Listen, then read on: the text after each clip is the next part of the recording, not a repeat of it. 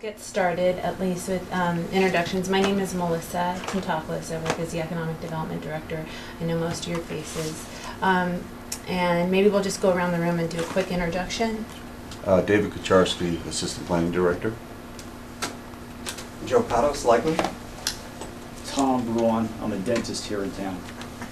Carol Kowalski, Assistant Town Manager for Development for Lexington. Carl Valenti, Town Manager. Paul Mamola, business owner. Diane Sally, Office Manager for Business on Marion Street.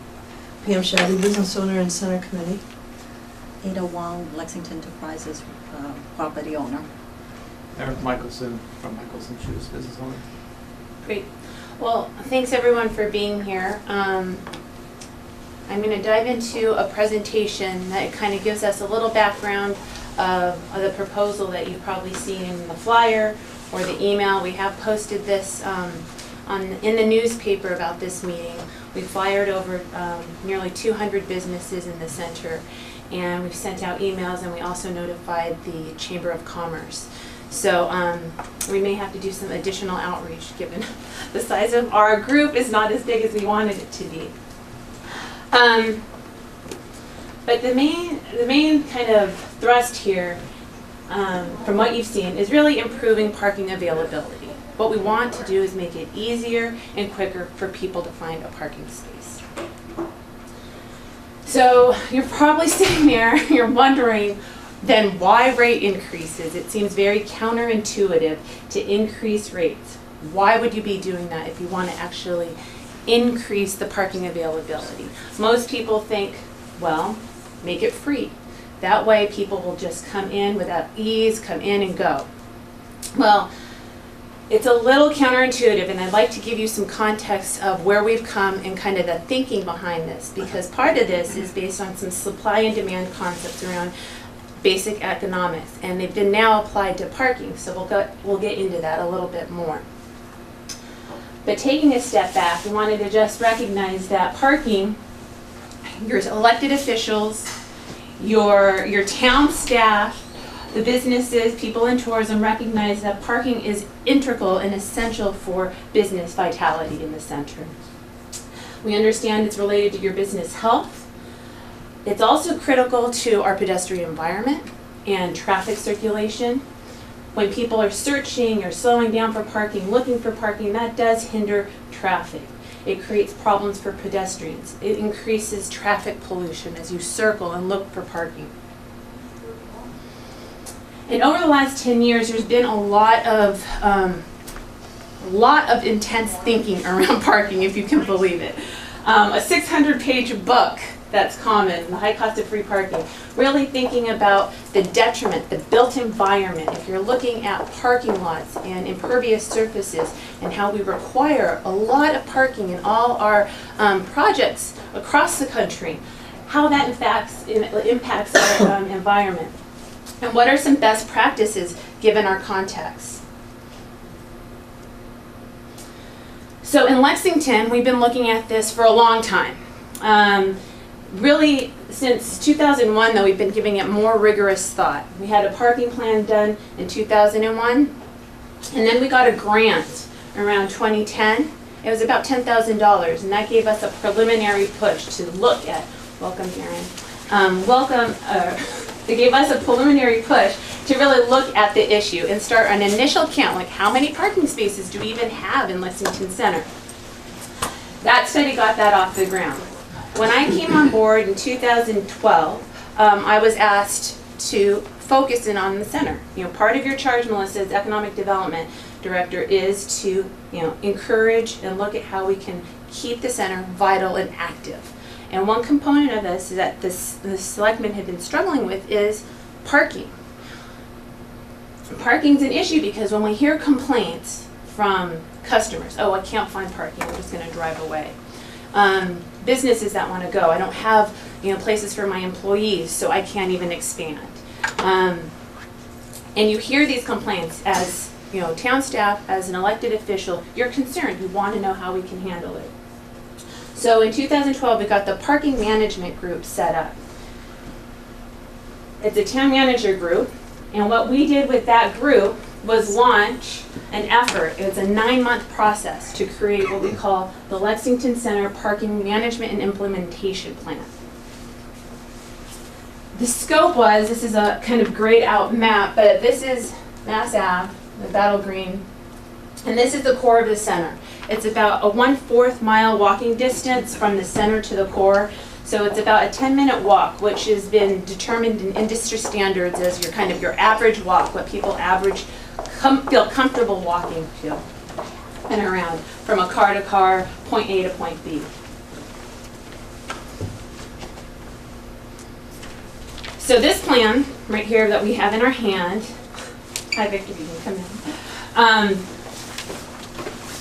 is a result of not only 9 months, but kind of a rigorous kind of, if you could imagine a landscape and different data points, of actual observations and counts of 3,000 spaces, survey work. So we took survey and we got interesting information, and that's that can be found in the back of this, where we're really polling people and getting assessment of how long they're parking, why do they come to the center, how long would they, be impacted by price, would they like to see more parking, how, these kind of questions were teased out in some of these surveys. The consultants also had one-on-one interviews with about 32 stakeholders. Hey Trish. And we held about 5 public meetings. So again, this plan, inside it, picture here, holds about 29 major recommendations. They're all kind of interrelated. They don't really stand alone. They all kind of have to be connected. We group them and invest the center, improve administration, kind of the behind the scenes, and creating available parking. These 29 recommendations range from small things like, okay, let's put some new signage up so people can actually find the Waltham lot who've never been here, to we really have to change land use policy around our parking requirements and how much actual parking we're requiring for a new developed project, which is, as we know, a long-term project that would require 2/3 vote from town meeting. So I mean, the scale of those recommendations vary in terms of scope and length, and then to make it really have an impact, because there's no silver bullet, they are all interrelated.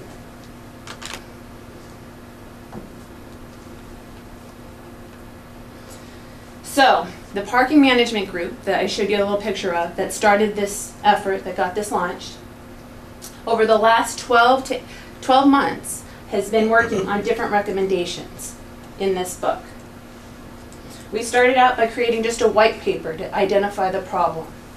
This is a map, by the way, of the center. Then we created a website. Maybe we should have just a basic website that holds information about not only what we're doing, about where to park, that maybe that you need quarters. So we've established a website on the town website just for parking. This website now is being used by several businesses and by just tourists to come by. So we've been kind of taking, Google Analytics and looking at who's using it and how long. We designed a public parking sign. Seems like a small chore in the big scheme of things, but given that we have, his tourism committee. Hi, welcome. Come on in. No problem. Traffic. Traffic and parking. So what I'm doing is just kind of giving a background of where some of the impetus for this proposal that you has come from. So today, actually, if you walk the streets, you can see some of the new signs that are up. What I was saying was the design alone thinks, you would think, oh, a public parking sign would be pretty non-controversial. But given that we have context, we have Historic Districts Commission, we have a lot of care and thought that goes in the stewardship of the historic nature of the town, that the design of this public parking sign was actually a lengthy process. So now we have something we've agreed on, and now we've implemented it in about 4 locations. We have 3 more to implement. And this is just to help people find where our existing parking is. We added a parklet. Now parklet, we actually took away 2 parking spaces. Why would you do that? Well, what we did was add 20 bike parking, because when we're looking at parking, it's not just about creating parking solely for the car. We're also thinking about what they call transportation demand management. So that means also thinking about how we're reducing the number of cars that come into the center. So creating accommodations for bikes is also important. Within the last 10 months, sorry if I'm kind of cutting off, we restriped Mass Avenue towards the west to organize the parking. We had a lot of people cutting off driveways because it was unmarked, so we cleared that up and organized it by just kind of creating new striping on the ground. The parking management group also worked with center stakeholders, and we opened up 18 spaces down on Mass Ave towards the west, which were strictly forbidden. It was just an area of no parking. We took those signs down and opened up 18 spots. Now you can park there, long-term parking, no ticket, no meter or anything. We also added 15 spaces. We negotiated a lease with St. Bridges. These are permitted spaces. They're a little further out than our initial, if you remember that initial map of the quarter mile. It takes about 10 minutes to walk from here to CVS. I've done it, I've timed it. I'm very slow walking in heels. And most recently, what you've probably seen is this. Maybe, I hope you have. Because this is one of the big features of those 29 recommendations. The 2 big features are technology and pricing. So we were doing a lot of the little things. There's a lot of long-term and really fundamental things around your zoning and your kind of land use policy that needs to be done. But then we go to something that's tangible and designed to manage the parking. Not always are these in tandem, but it does help. The technology makes it user-friendly, so you can use a credit card or a prepaid card. That makes it friendly. It also helps on management. So whereas before, if you can think of the old head meters, quarters just kind of get dumped into a bucket and then moved on. You kind of know the collective aggregate number of how much you collected, maybe on every other week, but that's about it. So every other week you kind of know. With this technology, you can track the money that comes in hour by hour. You can change the rates. You can turn it off. You can even use, we can add some kind of grace period to it. So it allows a lot more flexibility. Now pricing. Again, going back to my initial slide, why? Pricing is used just like supply and demand. We've kind of assumed over the years, and we've gotten really comfortable, and everyone's kind of guilty of this, it's kind of our addiction to parking, that it's just going to be there where we want it, when we want it, all the time. And we're realizing, like I showed you in those early books, that it's detrimental to our environment, not only from emissions and land use, but it also creates kind of local problems when you have problems finding a parking spot. Let's say this block here.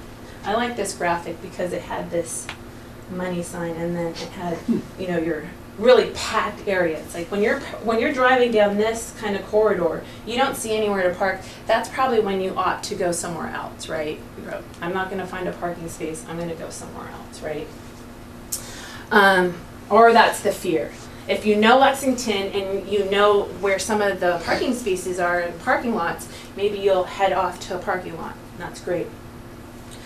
But here it's open. So with pricing, what you do, the concept is really where there's highest demand, it's most desirable, most attractive, closest to where you want to go. Those prices are going to be higher. Where it's not as desirable, where maybe you have to walk a little bit, those prices are going to be lower. So that way you can spread out the usage and optimize the parking infrastructure that we have. Because if right now under this scenario, you build a structure right here, not only do you put millions of dollars into a parking structure, people will still circle and look for these spots now because you haven't priced this. They are not going to go into the structure. They've done studies on this a number of times. We can find them for you. We've reviewed them in a number of national conferences. Typically, unless your structure is free, people do not tend to go into structures. They prefer to park on street. And also, typically, you also have to charge when you do a structure. So those are some things that you're thinking about with price.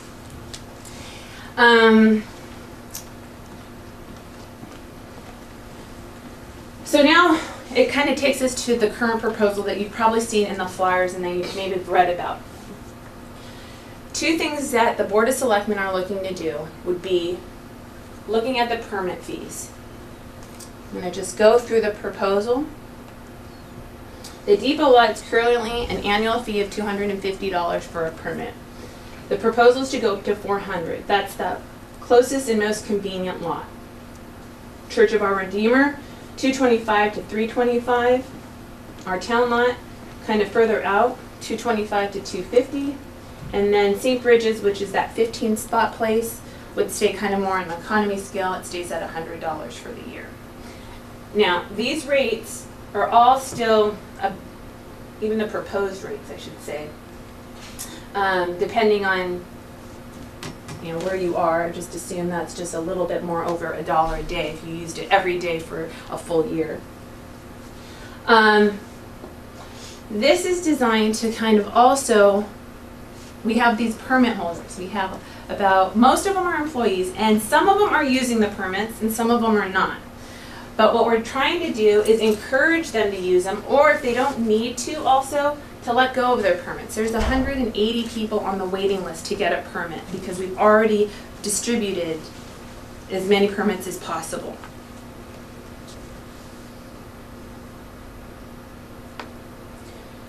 So that's the permits. The meter rates, we have the core area going from 25 cents an hour to $1. And then you have the depot lot, CVS or Edison lots, kind of the general area behind CVS, going from 25 cents to 50 cents. And Waltham lot, 25 cents to 50 cents. And these are at your meters.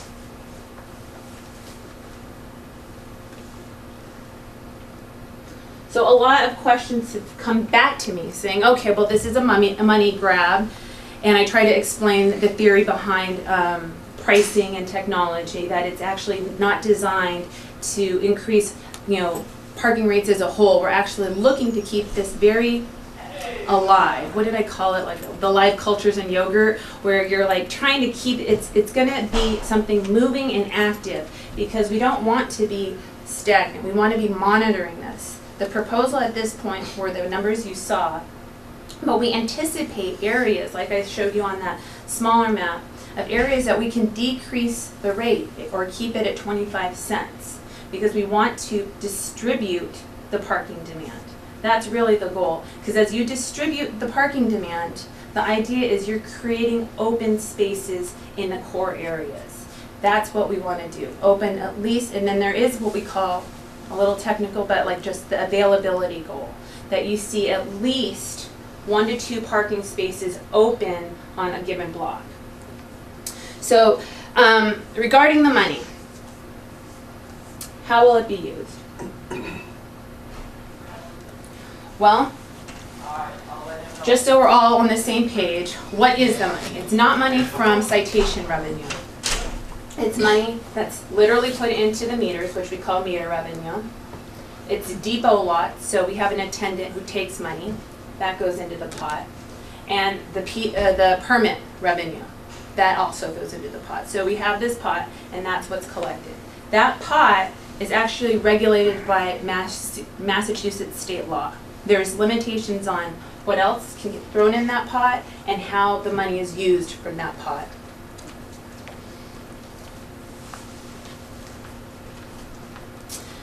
Most, as you can imagine, probably, most of the money can be used for parking related, I'd say, activities. when you ask the town, well, what are you planning to do with it, right? Well, there's been several plans in the works. We want to extend the lease, or expand, I should say, the lease with St. Bridget's. We have 15 now. We've already negotiated, based on this year ending, that we can go up to 30. DPW has a 5-year capital plan that includes improvements to the depot lot, the CVS lot, and the town lot, and they've already calculated their costs at $2.1 million. We're beginning negotiations and consideration on building a lot in the Muzzy Clark area, which would be right behind the library. These are all individually owned parcels, as you know, but aggregated and with different fences moved down in a design, much like we've done at the N-Star lot. I don't know if you're familiar with that. The town worked to improve that lot, and we opened it up to the public. That project is in the pipeline. And then there's smaller things. I'd say improving pedestrian connections, lights, and signage. And that ranges, depending on which projects you're looking at, from $1.5 million to about $3 million, because they're scattered throughout. The different connections take different, I would say, different degrees of intensity. So this is what's going to be planned, not only exclusively meter money, but also with general fund, also looking at different ways to kind of finance this, but these are on the docket. So from this point, you probably want to know what's next. What should we anticipate moving forward? The Board of Selectmen will hear this on October 19th. They'll be able to have a discussion on what the concerns are, where and then what direction they want to go with, given the given the policy recommendation that's come out of our book and where we are today. And then I left up monitoring as a next step, because monitoring, I can't stress enough how this is not a one-shot thing and then you're leaving. And I think Dave can speak to this a little bit more on an example that we started with the 18 spots going back to Mass Ave that we opened up. We didn't just open up 18 spots and then walk away. And Dave, I don't know if you want to talk to that a little bit. When we did present opening those spaces on the north side of Mass Ave, we indicated to the Board of Selectmen and the public that we'd be looking at it quarterly to see how these spaces are being utilized, to see if there's any effects that are occurring on some of the side streets in the residential neighborhoods, because there were concerns of that. So we conducted some travel and speed counts of the area before the spaces were put in the striping, and each quarter for a year we'll be looking, and we have been, and we will continue to look at how many vehicles are using those spaces, what's occurring on the side streets, as well as looking at how it might impact the speeds of vehicles traveling into the center. And we'll be reporting back to the Board of Selectmen after a year's time. And I think, thanks, Steve. And I think that's just a really good example of what we're doing in a proactive manner. So whereas before, I came on and was charged with this project, you had no one in charge of parking. You had police operating and enforcing tickets and making sure that was happening. You had DPW making sure snow removal was there, and then certain areas were striped, but no one coordinated all those efforts. Can you just point on the map where I just want to make sure that I understand where those 18 spots that you're talking about are? They're on Okay. the north side right here. So now you have a team, Lay's town staff, that's trying to work not only with other departments, other stakeholders, for kind of, again, being very diligent and just burning it into our DNA that this is not about a one-time shot, you leave it and move on. That we want to come back to this on a regular basis. In fact, we were trying to discuss with the business owners, or when we were talking about having this meeting, that maybe setting up at least, if not more often, an annual meeting specifically on parking. That we could have these discussions to see what's working and what's not. And I think that's kind of where I would love to leave it. And then, at this point, I'm happy to answer questions and any other comments that you may have. Would you mind, before going to questions, would you mind speaking a little bit about the smart meters and the data collection? Sure. That's possible. I don't think that was clear. Okay. Thanks. So, let's see if I could just get back to this guy. So what we've done, we've implemented 21 meters. And these are smart meters. So this is a graphic of a smart meter. You can use your credit card, it'll have a digital layout. And then what they actually look like is right here. These are the same ones that are on the street currently in 21 spots. And now, if you can see these dots in this kind of teal, that's the actual location of the 20. They're split 10 and 11. And these smart meters speak remotely to the cloud. That cloud then speaks remotely to our police officer. So it helps with targeting enforcement. So you can have one person now who doesn't have to roam as much. So it helps on the management and the personnel side. From the user side, you can use a credit card. You can still use coin. You have the option, and we haven't started this at all, but you have the option to use a prepaid card. You have the option to use cell phone, thank you, your mobile phone. And we have an option to install some sort of grace period, and that's another piece of this that the Board of Selectmen will talk about. That becomes a little trickier to enforce, so you definitely need some more buy-in from police. But we do have the option either to put some, free time on the beginning or free time on the end, depending on how you want to configure that. Because we recognize people want to come in and go out. That's a big thing. But on the core area here, that's where we want to, number one, signal that there is some availability, and this is the area that is most attractive. Do we have? Melissa, would you speak Sure. to us of why there's only 21 of these meters? Yes. So, the question was, why do we only have 21 currently? That's a good question. I've already taken that, just kind of assumed where we are with that. But initially we had thought of rolling out, we have about 500 meters. We thought we could roll out all 500, over the year. Start with the core and then roll them all out. We went to town meeting, and town meeting was concerned that maybe, we want to test the technology. We want to see if this is appropriate for Lexington. So before we give you the green light and the ability to buy 500 at one time, we're going to give you the ability to purchase 120, which covers essentially all down Mass Avenue, where kind of the hot zone, core zone is, where you get the most utility, the most action. And with that, before we even wanted to do the 100 or 120, we wanted to preview what this system would like. What's the community reception on it? Would it be used? Would there be trouble? What would it look like? And what we found is that it's been well received, actually. The concept today is, as you probably hear, especially in business, a lot of people may have a smartphone and their credit card, but they don't have coins on them. Whether they're tourists or not, they're not necessarily prepared to pay for parking with your coins. So you still can. So I think the beauty of this is it doesn't really change fundamentally too much. You can still pay for by coins, but now you have the ability to pay with credit card.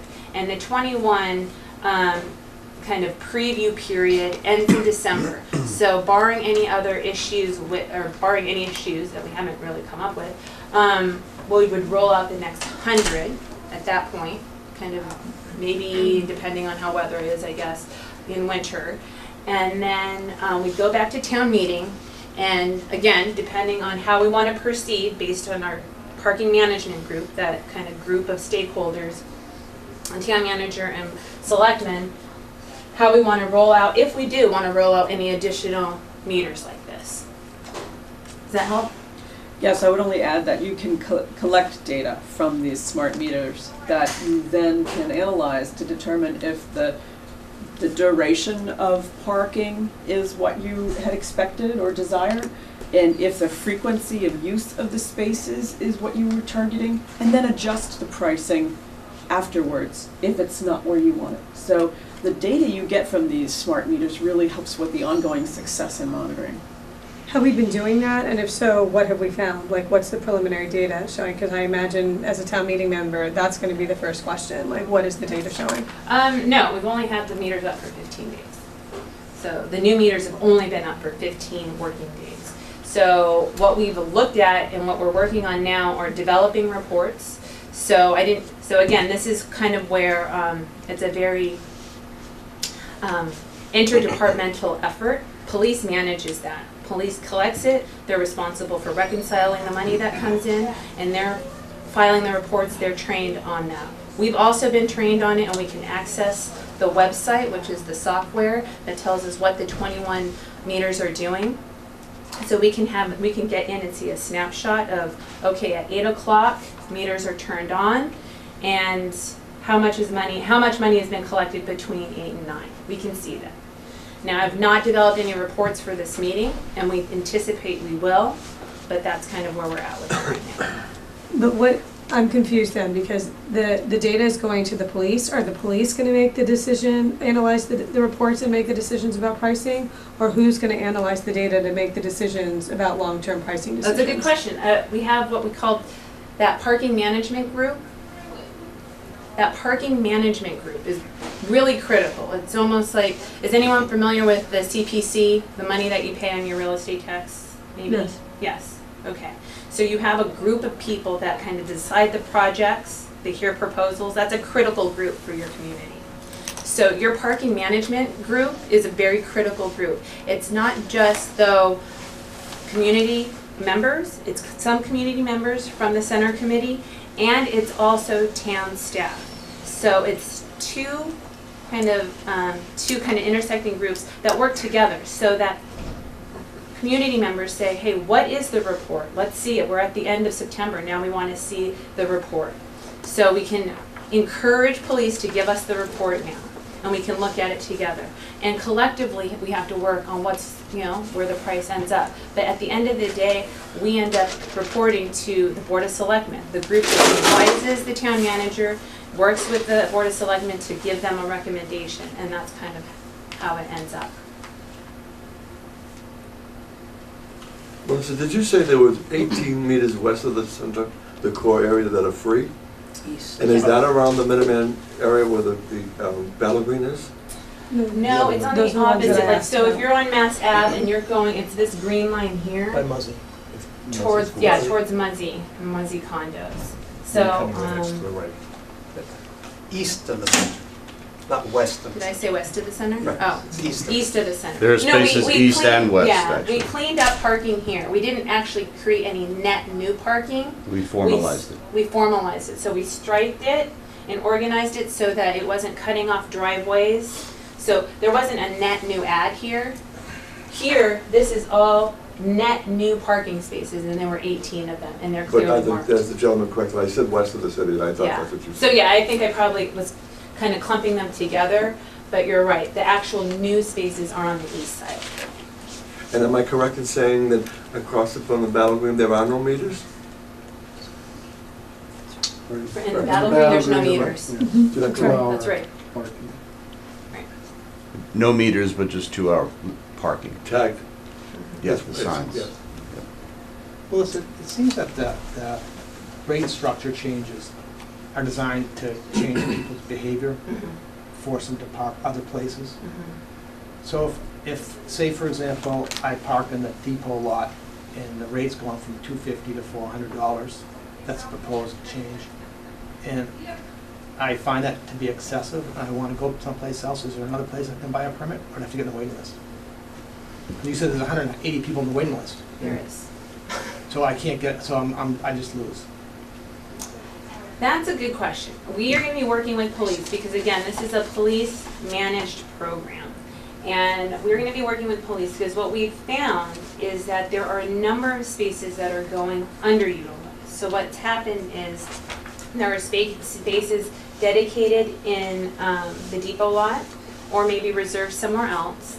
And the way that I guess, the implementation of the management of this parking is if you're not there yet, they're still saving spaces for permit users, whether they come or not.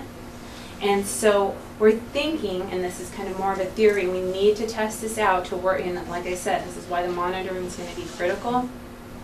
We're anticipating that with the price increase, that people are not going to buy permits as a safety net, because that's what's happening, or at least we suspect strongly that that's what's happening.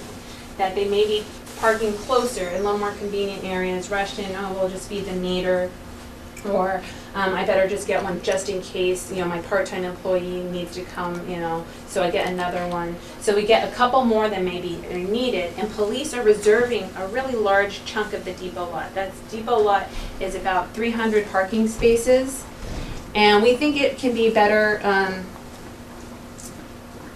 just go up. And we think it can be better managed. So part of this is going to be working with them. You're right. So it's not, there's not an immediate. We're going to establish with St. Bridges, ideally early on, within the next 2 months, to expand what they have. So we'll have some ability there. We know that some people let go of their permits for the town lot, and some people don't even use, if you think of Fletcher Street, they don't use their permits to even park on Fletcher Street. It just goes vacant for the whole day, which Fletcher is down here. This is dedicated for permit use, and we never see permit users there. We think they're parking in the depot lot, but we want to flesh that out. So another question I have for you is, you're raising the same theory applies to the meter spaces too. And one of the biggest problems we face in walking street lot, and one of the biggest problems that we see as a business owner who's trying to encourage our customers to shop in the center, is that lot is 2/3 full by 10 o'clock in the morning because there are employees and business owners parking there who we've tried to educate for years and we have been unable to. So the raising the rates would hopefully actually encourage some of those people to seek other places to park. So if those people wanted permits, where would they get permits? There are no permits. Right. I mean, the problem is that, and I see it, is that you are raising rates significantly here, which is a great thing to do to encourage behavior changes. Yet there's nothing in this plan that will then take that opportunity that you've created, because you're not going to be able to create it again. You're not going to be able to double meter rates again, or have a 60% rate increase on the permit lots again on top of what you're already doing now, and change that behavior again. So if you don't have the ability for these people's behavior to be changed, you're wasting an opportunity. And just the supposition that maybe people are going to stop buying their permits and give them up, I mean, that's not proven. I think, I mean, it's premature. you're right. You know, and I think, Eric, we've talked about this. So Jerry, Eric's brother, has also been on the parking management group. And the criticism has been that, you know, ideally this would be a little bit more palpable if you gave us an economy lot or some areas that, much like the 18 spots I showed you that are not metered, that are within walking distance, right? Which is more spaces. I mean, More there's no more. I mean, you're not saying we're going to do this. We're going to take all the people off the waiting list. That would be great. Then there would be at least if you know, because if somebody gets a ticket in the lot out back there, and they say, "Geez, I really want to be sick of getting tickets. Let me do the other alternative." But there is no other alternative. Right, and I think that is a critical piece. I guess I'll answer that in 2 ways. Unfortunately, so this is, I can pass this out. This is trying to be an kind of a graphic of all the recommendations. Ideally, you roll out recommendations kind of as a whole, because if you remember, I said they're all kind of interrelated. There's not one silver bullet, right? We're going to do this. What the proposal on price, we're going to do the technology. Those 2 things alone are not going to like pop and make like the sun shine down and be like, oh, there's parking. So we're going to have to keep working on the other pieces. But unfortunately, the way that this, because there's so much change involved, we've called it incremental steps. It's kind of, we have to move forward with the baby steps, if you will. And what we're seeing this as one baby step. It is probably the one with the most sting, I would admit that. We've talked to enough business owners to know that that is part of it. So ideally would roll it out with more parking. So you can say, yes, we're increasing the prices here, but here are 2 more economy lots. Maybe something more like St. Bridget's. We still are working on that. What we're looking at and working with police is looking at some other opportunities in other areas where they currently know some nooks and crannies that they direct people to. And so we want to look at that and see, are those viable to strive and encourage people to go? Now, I guess the argument is, should you do that first before you do the meter rate increase, right? We are trying. It's a very slow process. So the 18 spots, they were not on anyone's immediate residential road or anything like that. It's on the main corridor leading into the center. And even with that, there was a lot of pushback. There's a lot, it requires us to see things a little different in the change. So it does need to be in conjunction with what you're saying. So that's why I say you have a team here that's looking at that and recognizes that, and that's not going to fall to the wayside because we recognize that that's a critical piece of it. So, Melissa, can yeah. because I think there's a part of Eric's question that's not being addressed. The 180 people on the waiting list, they are parking in the center. So they're using those desirable spots. Right. What we're trying to do is to move them to the spaces that are, they're all-day parkers in most cases. Move them to what we're calling our economy spaces, which are available right now. So the 18 spaces on Mass Avenue and Mosey are not fully being utilized. They're free spaces. The St. Bridget's are not fully being utilized. There's spaces on Waltham Street going south. There right now are metered spaces. They're not being utilized, and we're looking at whether we should turn those into free spaces. So we're trying to move people who are here all day long by raising the prices, move them out, give them an option, which is going to be a lower cost option for them, but to free up the more desirable spaces for people who are shopping or doing business in the center. So don't think there are no spaces that we have right now, no availability. There are spaces that aren't being utilized right now, but they're not the core spaces. There are what we call our economy spaces. Darren and Ada? Yeah, when you ever did a study, this wonderful study, did you ever compare how we, to other towns like Arlington, Winchester, Belmont, and what they charge for meter parking, which they don't? Now, we're going up from $0.25 to $1 an hour for our customers. We're losing our customer base every day because the amount of retailers are going out of business, the mix. And I'm fighting to keep our customer base in here, but if we go up to $0.25 to $1 an hour, we will lose our customers too, because Arlington does not charge meters, Belmont doesn't, and there's better shopping opportunities in those other towns than there are in our own core town, Lexington. And by doing this, I think it'll hinder all of our businesses downtown. $1 an hour is way too excessive for us, our customers to pay. And if they could go down the street, there's more shopping opportunities in Arlington, there's more shopping opportunities in Belmont, and there's more in Winchester that do not charge meter rates. So $0.25 an hour is fine, but they'll go up to $1, and there's no thing in your study that really analyzes how we compare to other towns. We are competing against other towns. As a merchant in this town, I think doing this will hinder our business or hurt our business. And I'm not even talking about, I'm not done. I'm not even talking about what you're putting in the excessive cost you're putting on to us small businesses like the Mickelsons and all of us who do pay for our employee parking. And you're not guaranteeing that if I say I can't afford to pull in the depot lot anymore, you're not even guaranteeing that I can get another lot.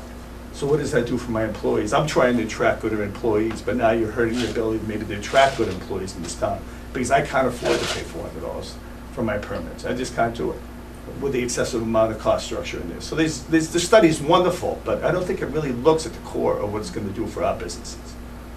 That's all. Well, Darren, we have looked at other communities, and there, in terms of Winchester, Belmont, Concord, they're all doing the same thing. They're at different stages. I'm in Belmont, I know it, I'm in the committee, I'm in a part of the committee, I know that. They're talking about it, but it's not going to happen right now. And Winchester's talking, but they have not approved it yet. And if they do it, it would be a quarter an hour. In their core, I believe they instituted the $1 an hour for 1 hour on street in I have a store Winchester. right on the main street, there's nothing there that does that.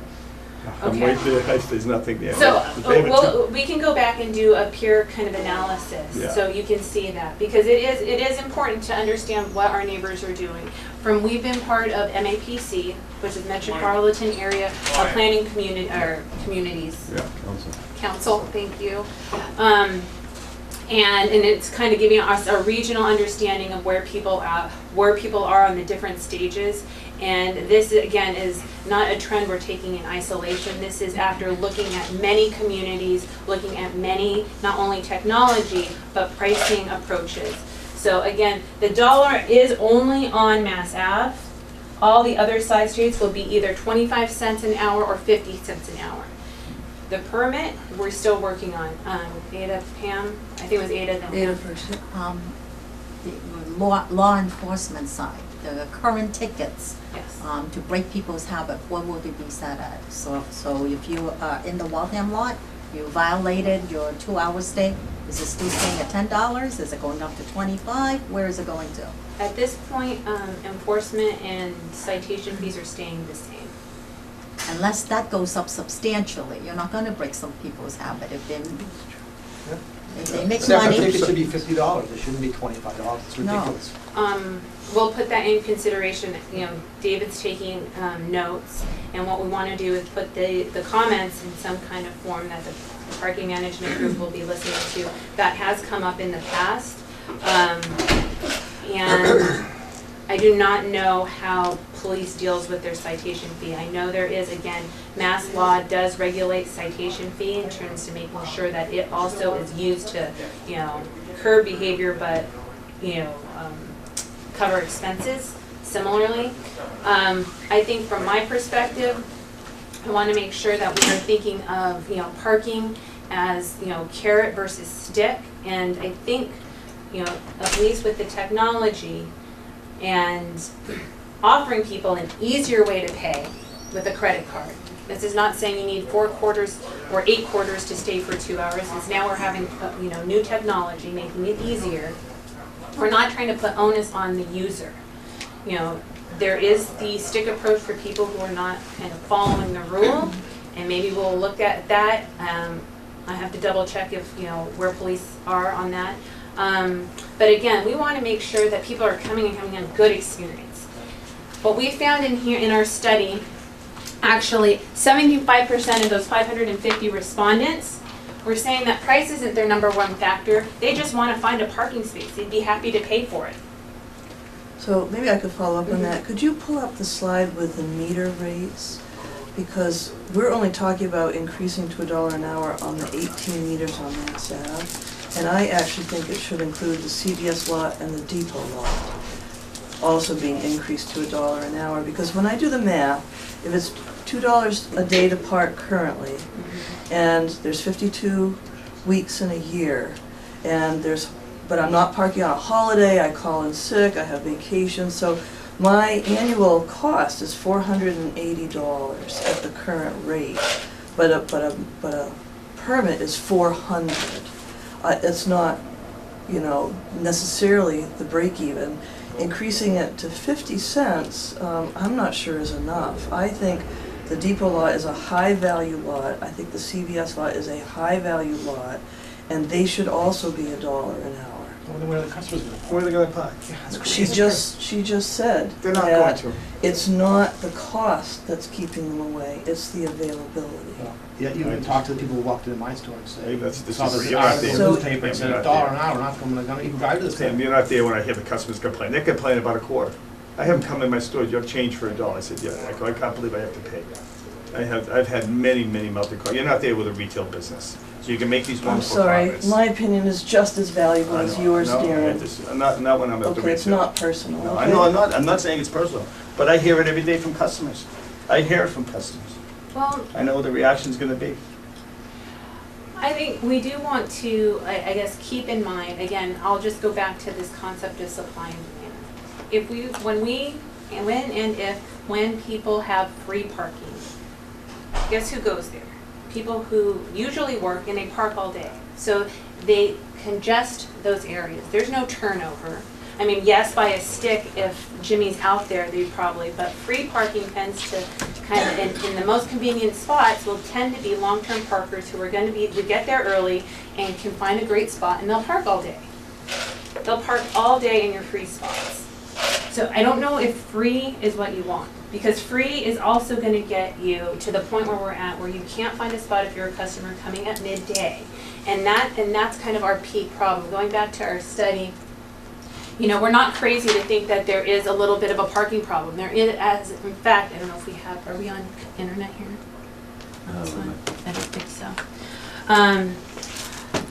I should have brought this up, but we have the study so that if we looked at the map of the center, and you can see the red zones when it gets hot, really hot, meaning that your availability is very limited, or you actually get turned away from the depot lot, which is ridiculous. That's at the peak hours, usually from 11 to 1. Yeah, well, it's basically. Thank you for coming. Actually, did you sign in by chance? No. The sign-in sheet? It's right here. Okay, thanks. Thank you for coming. Yes, I appreciate you coming. I know it's early. So it's almost 9 o'clock, and I did want to kind of be respectful of everyone's time.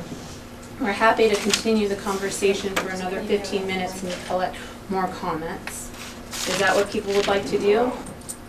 The other thing, the other two towns I have, they have an hour max in their lot. So they go around, if someone's parked at a spot more than an hour, they get ticketed in Winchester and Belmont.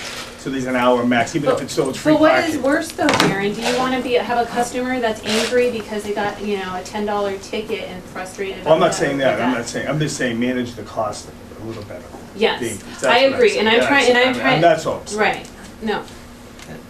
When people are on the waiting list for, and I understand that this is that the police are managing it, but this is an integral part of what right. you're gonna be asked. Right. Are people being asked, or being told, we don't have spots for you in the depot, but are you willing to take a spot in a different lot?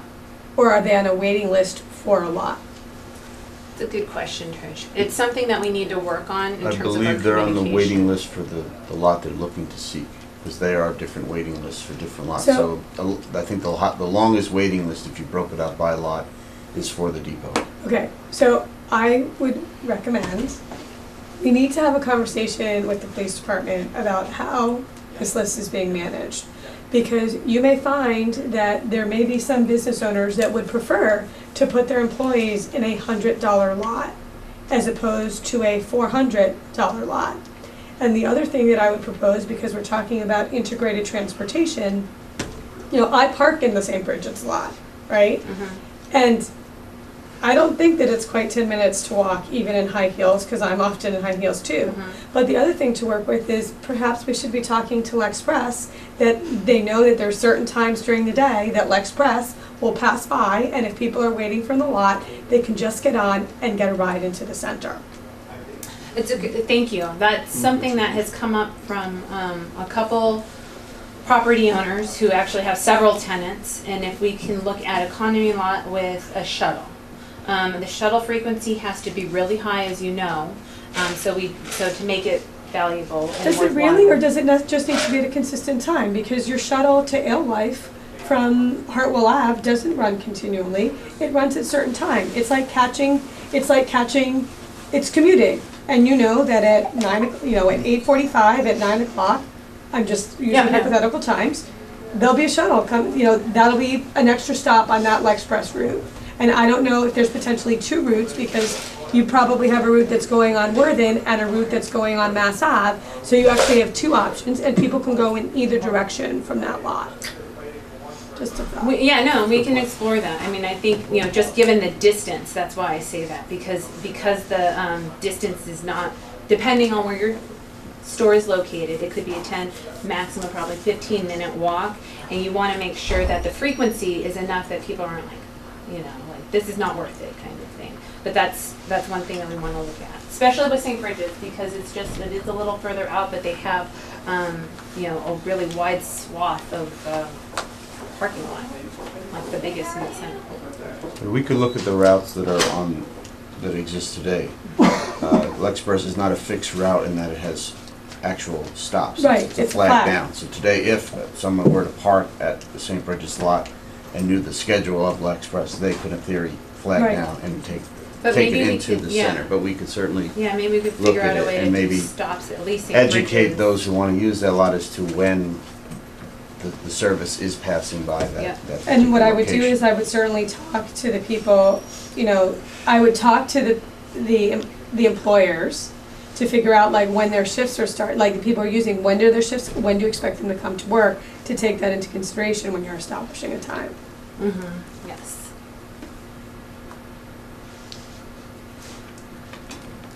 I have a Sorry, question. yes. I have a comment and a question. Yeah. I work for an employee who doesn't offer to pay for parking, but some of our employees do have Permit. permits. And one of them was reached out to find out if she wanted to go into St. Bridget's as opposed to wherever she wanted to go. I really don't know what she said, but the town did reach out to her. So that's a positive thing. But another question I have is, I think once this is happening, around Lexington Center is very residential. Mm-hmm. You may be getting employees going into the residential neighborhoods. What, is there gonna be any difference in those parking situations? Yeah, I mean, this is, again, in an ideal world, we'd be able to roll out everything kind of at once and kind of tweak things as we go. But it is on here under, let's see here. Oh, I can't find it. It is on here. But it is exploring how we can use the residential side streets in a limited capacity to accommodate some long-term parking. Not everywhere and not jamming our side streets up, but being able to kind of sprinkle and distribute some of the parking, again, to ease and distribute, you know, those people who are coming in every day. So it's on the list in our recommendations under phase 2, but we want to make sure that that's kind of rolled out a little bit more cohesively so that just not one or two streets feel like, oh, we're the first to go. So we wanted to get a collection of good streets that could maybe absorb some of that long-term parking. I think the next opportunity to have you know, more discussion will be formally at the hearing at the Board of Selectmen. I think the parking management group ideally will be taking this information and trying to refine a recommendation to the Board of Selectmen. And I don't know if there's any other comments, Cheryl, or? When is it expected that these rates are gonna increase? It wouldn't be till March. And partly because any changes to the permits would occur, they'd be notified on their annual basis. Police has a letter that goes out, and then I think you have to submit that, you submit a letter in February, and things will be established for 1st of March. Said that the report is online, people who want to look at the full report. Thank you. And then just for those of you who are interested for more information on this report that we reference a lot, it's online. It's been online since June 2014, since the Board of Selectmen have officially accepted it. And it has information on the survey as well as the utilization. And then I also have for handouts the illustration of the recommendations. Melissa, if folks want to comment but they can't come to the selectmen's meeting on Monday, how do you want to, but I want to send an email or something, how do you want to handle it? We have two ways to do that. An email to me at mtintopoulos@lexingtonma.gov. And we also have what we call Lex Engage, with our online comment. We have it established under the new parking meters, but if you go there, you'll see new wording around parking meters and parking meter rates and permit rates. Lex Engage, so that's www.lexengage.com. Is Monday's hearing a hearing or a hearing with the decision at the end of it? Yes, I'd like to point out Selectman Pato is here, so I don't know if you want to address that question. So we're setting the agenda later today, and I was waiting to hear the outcome of the parking management group's recommendation to determine whether or not it would be ready for setting rates or if it's simply a hearing. I think I'm hearing it is likely only a hearing. But, let's, I think I'd like to regroup probably with the group prior to that. Try to get the meeting established for this week. So it's just gonna be here then. Unless Well, there's a it- we change. will publish the agenda later this week, tomorrow. And I need to get information from the parking management group. Do they have a proposal that we can act on, or is it for information and a hearing? Is there a difference? Whether- There is Yeah, I technically mean- a difference. Well, the Well, difference between whether it's a rush for people who are concerned about it to be there and express themselves, or this is the next step in the process. And the process may involve one more. So I would recommend those individuals who are interested to come because we will be hearing the public.